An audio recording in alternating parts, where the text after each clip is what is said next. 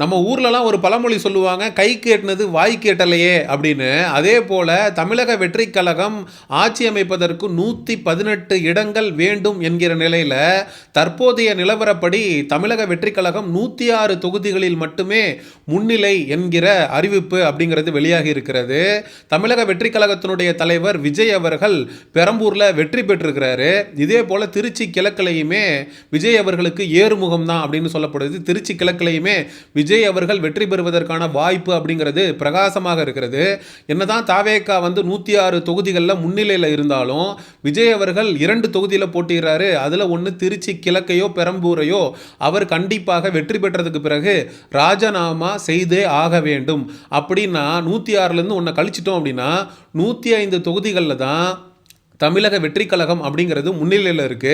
ஒரு 5 தொகுதி முன்ன பின்ன தமிழக வெற்றிக் கழகம் வெற்றி வாகை சூடினால் கூட ஒரு 110 தொகுதிகளை தமிழக வெற்றிக் கழகம் தனித்து இருந்து கைப்பற்றினால் கூட ஆட்சி அமைக்க முடியாத சூழ்நிலை அப்படிங்கிறது உருவாகும். ஏன்னா ஆட்சி அமைக்கிறதுக்கு 118 தொகுதிகள் அப்படிங்கிறது வேணும். அப்போ தாவேகா இன்னொரு கட்சியை டிபெண்ட் பண்ணி தான் ஆட்சி அமைக்கக்கூடிய ஒரு சூழல் அப்படிங்கிறது உருவாவதற்கான வாய்ப்பு இருக்கு. விஜய் அவர்கள் பிரச்சாரத்தின் போதே திமுக ஒரு தீய சக்தி, தாவேகா ஒரு தூய சக்தி அப்படின்ற பிரச்சாரத்தை தான் மேற்கொண்டாரு. 2 பேருக்கு நடுவில் தான் போட்டியே, ஒன்று டிஎம்கே இன்னொன்று தாவேகா அப்படின்னு சொல்லி தான் பிரச்சாரத்தை மேற்கொண்டாரு. கண்டிப்பாக திமுகவுடைய ஆதரவை விஜய் அவர்கள் கேட்க போறதில்ல. மாறாக அண்ணா திராவிட முன்னேற்ற கழகத்தினோடு ஆதரவோடு விஜய் ஆட்சி அமைப்பதற்கான வாய்ப்பு இருக்கா? இல்ல இந்திய அரசியல் வரலாற்றிலேயே முதல் முறையாக எதிரும் புதிருமாக இருந்த திராவிட முன்னேற்ற கழகம் மற்றும் அண்ணா திராவிட முன்னேற்ற கழகம் இருவரும் சேர்ந்து ஆட்சி அமைத்தாலும் ஆச்சரியப்படுவதற்கில்லை அப்படிங்கிற ஒரு நிலை தமிழ்நாட்டில் உருவாகுமா என்கிற கேள்விக்கு இது வித்திட்டு இருக்கிறது. ஏன்னா திராவிட முன்னேற்ற கழகம் கிட்டத்தட்ட 76 தொகுதிகளில் முன்னிலையில் இருக்கு. அண்ணா திராவிட முன்னேற்ற கழகம் 52 தொகுதியில் முன்னிலையில் இருக்கு. இந்த இரண்டையும் சேர்த்து பார்த்தோம், திமுக பிளஸ் அதிமுக 2 பேரும் சேர்ந்து ஒரு கூட்டணி ஆட்சியை அமைக்க முடியுமா என்றால் கண்டிப்பாக அமைக்க முடியும். ஆனால் அது மக்களுக்கு மத்தியில் எடுபடாது. ஏன்னா 70 ஆண்டு காலமாக திமுகவுக்கு எதிர் அதிமுக, அதிமுகவிற்கு எதிர் திமுக அப்படின்னு தான் அவங்க அரசியல் அப்படிங்கிறத பண்ணிக்கிட்டு இருக்காங்க. என்னதான் அவங்களுக்குள்ள உள்ளுக்குள்ள ஒரு அண்டர்ஸ்டாண்டிங் இருந்துக்கிட்டு நீ 5 வருஷம் நான் 5 வருஷம், நான் 5 வருஷம் நீ 5 வருஷம் அப்படின்னு அவங்களுடைய அரசியல் வாழ்க்கையை ஓட்டி இருந்தாலும் பாத்தியா மறைமுக கூட்டணியில் இருந்த திமுகவும் அதிமுகவும் விஜய் அவர்களை வீழ்த்துறதுக்கு 2 பேரும் ஒன்னா சேர்ந்துட்டாங்க அப்படிங்கிற பேச்சு மக்களுக்கு மத்தியில் வரும். கண்டிப்பாக அது மிகப்பெரிய அளவில் திமுக அதிமுக 2 கட்சிகளுக்கும் பின்னடைவை ஏற்படுத்தும். அவங்களுடைய அரசியல் அப்படிங்கிறது கேள்விக்கு உள்ளாயிடும். அப்போ திமுகவும் அதிமுகவும் இணைந்து விஜய் அவர்களுக்கு எதிராக ஆட்சி அமைப்பதற்கான வாய்ப்பு அப்படிங்கிறது இல்லை. மாறாக இப்ப 105 தொகுதிகளில் முன்னிலையில் இருக்கக்கூடிய தாவேகா ஒரு 110 தொகுதியில் ஜெயிக்குதுன்னு வச்சுக்கோ. மிச்சம் இருக்கக்கூடிய 8 சீட்டு, அந்த 8 தொகுதியை யார் தாவேகாவிற்கு ஆதரவு கொடுக்க போறா அப்படிங்கிற கேள்விதான் எழுந்திருக்கு. திராவிட முன்னேற்ற கழகத்தை கடுமையாக விமர்சித்த விஜய் அதிமுகவை விட்டு வைக்கல. அதிமுகவுடைய தலைவராக இருக்கக்கூடிய பொதுச் செயலாளராக இருக்கக்கூடிய எடப்பாடி பழனிசாமியையும் விஜய் அவர்களுடைய இறுதி பிரச்சாரத்தின் போது விட்டு கிளின்னு கிழிச்சு விட்டாரு. 10 தொகுதி பழனிசாமி, நீ சரியான ஆம்பளையா இருந்தா, உனக்கு உண்மையிலே தைரியம் இருந்தா எடப்பாடிங்கிற தொகுதியை விட்டுட்டு தமிழ்நாட்டில் வேற ஏதாவது ஒரு தொகுதியில் நின்று நீ வெற்றி பெற்று காட்டு அப்படின்னு எடப்பாடி பழனிசாமி அவர்களுக்கு விஜய் அவர்கள் ஒரு சேலஞ்ச் அப்படிங்கிறத வைத்திருந்தாரு. கடுமையான விமர்சனங்களை எடப்பாடி பழனிசாமிக்கு எதிராகவும் இறுதிக்கட்ட பிரச்சாரத்தில் விஜய் அவர்கள் மேற்கொண்டிருந்தாரு. அதெல்லாம் தொடச்சு தூர போட்டுட்டு அரசியல் அப்படிங்கிறப்ப எல்லாரும் சேர்ந்துதானே ஆகணும் அப்படின்னு மக்களாகிய நீங்க நினைக்கலாம். உண்மையிலேயே தமிழக அரசியல் எதிர்காலத்துக்கு நல்ல விஷயம் எது அப்படின்னு கேட்டீங்கன்னா விஜய் அவர்கள் தனித்து ஆட்சி அமைக்கிறது இல்லை.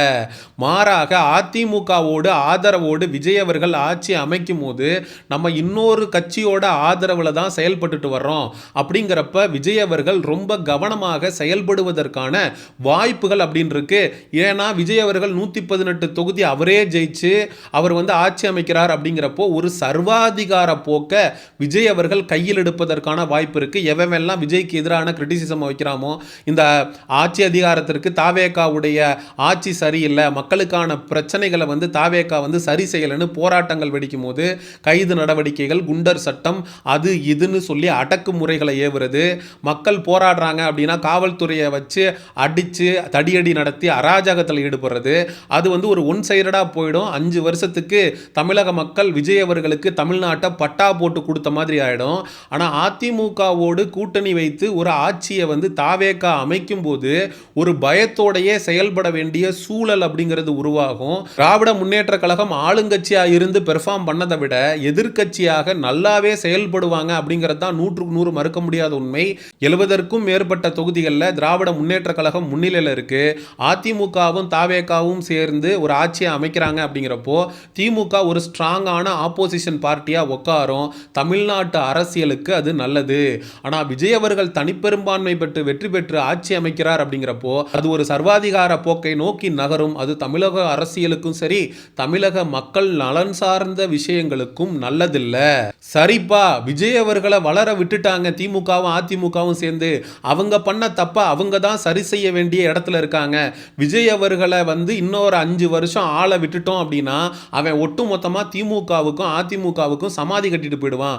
அதனால விஜயை ஒழிக்கணும் அப்படிங்கிற ஒரே புள்ளியில் அதிமுகவும் திமுகவும் இணைந்து ஆட்சி அமைப்பதற்கான வாய்ப்பு இருக்கா அப்படின்னு கேட்டிங்கன்னா இப்போ வரைக்கும் எடப்பாடி பழனிசாமி அவர்களும் ஸ்டாலின் அவர்களும் எந்த விதமான சந்திப்பும் நடத்தலை. அவங்க 2 பேருக்கும் நடுவில் எதுவும் பேச்சுவார்த்தை நடக்கிற மாதிரியும் தெரியல. எனக்கு தெரிஞ்சு திமுகவும் அதிமுகவும் சேர்ந்து ஆட்சி அமைச்சு நம்ம விஜயை ஒழிச்சிடலாம். முதல்ல நம்ம ஆளுகிற அரசாங்கமாக 5 வருஷத்துக்கு இருந்தோம்னா விஜயை காலி பண்ணிடலாம். அதுக்கப்புறம் பழையபடி நீயா நானானு போட்டு பார்த்துக்கலாம் அப்படின்ற ஒரு முடிவு அப்படிங்கிறது யானை தான் தலையில் மண்ணள்ளி போட்டுக்கிட்ட மாதிரி திமுக அதிமுகங்கிற கட்சியை தமிழக மக்கள் முற்றும் முழுவதுமாக புறக்கணிக்கிறதுக்கான வாய்ப்பு இருக்கு. ஏன்னா கிட்டத்தட்ட எம்ஜிஆர் அவர்கள் அண்ணா திராவிட முன்னேற்ற கழகத்தை தொடங்கின காலகட்டத்திலேயே திமுக அதிமுக 2மே எதிர்நிலையில் தான் இருந்திருக்கு. இவங்களை எதிர்த்து அவங்களும், அவங்களை எதிர்த்து இவங்களும் அரசியல் செஞ்சுட்டு வராங்க. இவங்க 2 பேரும் சேர்ந்து விஜயை வந்து எதிர்ப்பதற்கான வாய்ப்புகள் அப்படிங்கிறது இல்லை. மோஸ்ட் ப்ராபப்ளி இந்த தேர்தல் முடிவுகள் நமக்கு எதை உணர்த்துது அப்படின்னா தமிழக வெற்றி கழகம் தனிப்பெரும்பான்மை பெற்று ஆட்சி அமைப்பதற்கான வாய்ப்பு இல்லை. அதிமுகவோட ஆதரவோடு தாவேகா ஆட்சி அமைப்பதற்கான வாய்ப்புகள் பிரகாசமாக இருக்கிறது. திமுக 70 தொகுதிகளுக்கு மேலே மெஜாரிட்டியில் முன்னிலையில் இருக்கிறதுனால அவங்க ஒரு ஸ்ட்ராங்கான எதிர்க்கட்சியாக உட்காருவதற்கு வாய்ப்பு இருக்கு. இது நடந்தால் தமிழக எதிர்காலத்திற்கு நல்லது அப்படிங்கிறது தான் நம்மளுடைய தாழ்மையான கருத்து. சரி, மக்களாகிய உங்கள்கிட்ட கேட்குறேன், 105 தொகுதி வரைக்கும் தமிழக வெற்றி கழகம் அப்படிங்கிறது தற்போதைய நிலவரப்படி முன்னிலையில் இருக்கு. விஜய் அவர்கள் 118 இடங்களை வாங்கி அவர் வந்து வெற்றியை நோக்கி நகர்வார் அப்படின்னு நினைக்கிறீங்களா? இல்லை தாவேகா ஒரு மைனாரிட்டி கவர்மெண்ட்டாக அதிமுகவோட ஆதரவை பெற்று ஆட்சி அமைக்கும் நினைக்கிறீங்களா? இல்லை ஒர்ஸ்ட் கேஸ் சினாரியோவாக விஜயை ஒழிக்கணுன்றதுக்காக திமுகவும் அதிமுகவும் சேர்ந்து கூட்டணி போட்டு ஆட்சி அமைப்பதற்கான வாய்ப்பு இருக்குன்னு நீங்கள் நினைக்கிறீங்களா? அப்படிங்கிற உங்களுடைய கருத்துக்களை மறக்காமல் கமெண்ட் செக்ஷனில் சொல்லுங்கள். சமூக நிகழ்வு அரசியல் சார்ந்த பதிவுகளுக்கு சயோனிசம் சேனலை சப்ஸ்கிரைப் பண்ணுங்கள். அடுத்த ஒரு காணொளி பதிவில் சந்திப்போம். நன்றி, வணக்கம்.